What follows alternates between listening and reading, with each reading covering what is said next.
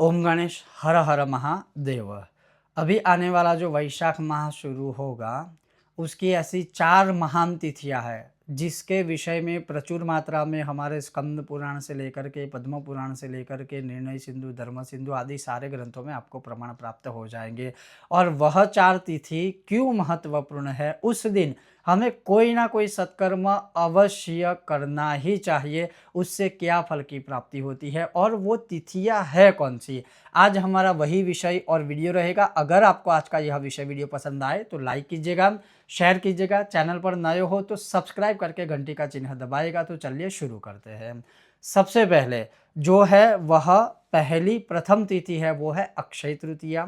अक्षय तृतीया के विषय में हम सिर्फ एक साइड का ही ज्ञान मतलब उपार्जित करते हैं, वो सिर्फ है लक्ष्मी प्राप्ति, उसके अलावा हमें और कुछ जो है नहीं दिखता। लेकिन उस दिन जो है वह परशुराम जी का पूजन करना, परशुराम जयंती भी है, आदि तिथि भी मानी जाती है, अक्षय तृतीया भी है। तो सिर्फ एक विषय या एक ही ज्ञान के साथ अक्षय तृतीया तिथि का जो है लेना देना नहीं है, हालांकि उसके ऊपर भी है।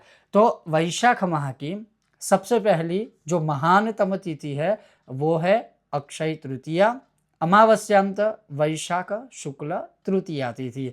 और यह जो कोई भी मनुष्य इस दिन परशुराम भगवान का पूजन करता है, लक्ष्मी नारायण का पूजन करता है, कुछ ऐसे विषय आदि होते हैं जैसे दान है, तीर्थों में स्नान है, घर में एक शुभ यज्ञ आदि जो कर्म है वो करते हैं, उस दिन किया हुआ कोई भी सत्कर्म है वह महान अक्षय फल देने वाला होता है। इसलिए वैशाख माह की यह जो प्रथम तिथि है वो है अक्षय तृतीया, जो उत्तम है। उसके बाद है वैशाख माह की सप्तमी। क्यों?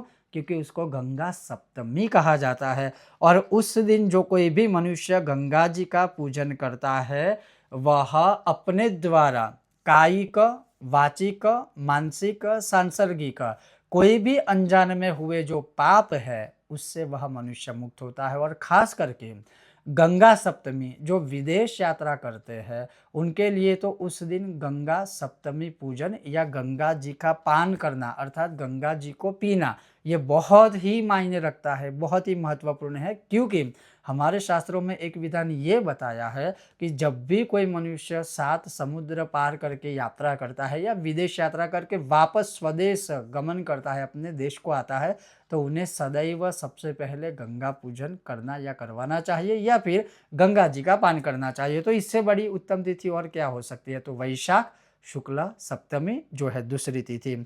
उसके पश्चात जो है, जो मैं निजी रूप से कहूँगा मेरी भी सर्वाधिक प्रिय कोई तिथि है इस वैशाख माह में, वो है बारस अर्थात द्वादशी। और द्वादशी जो वैशाख की है शुक्ल पक्ष की, अमावस्यांत शुक्ल पक्ष की, उस दिन जो कोई भी मनुष्य मधुसूदन भगवान की पूजा करता है, नारायण की पूजा करता है, शालिग्राम भगवान की पूजा करता है, तो उसको अग्निष्ट होम अर्थात अग्निष्ट यज्ञ करने से जो फल प्राप्त होता है वो उसको प्राप्त होता है और वह मनुष्य चंद्रलोक में निवास करता है। और उसके पश्चात जो है चतुर्दशी तिथि जो है वैशाख शुक्ल चतुर्दशी, जिस दिन नृसिंह जयंती है, नरसिंह जयंती है, उस दिन भगवान नरसिम्हा जी का पूजन करना, नरसिम्हा जी के मंत्र कवच का पाठ आदि करना वह उत्तमोत्तम माना गया है। तो वैशाख माह की अन्य जो भी सारी तिथियां है उसका एक निजी रूप से महत्व होगा, लेकिन शास्त्रों में कथन है कि वैशाख माह के ये जो 4 दिन है, तृतीया,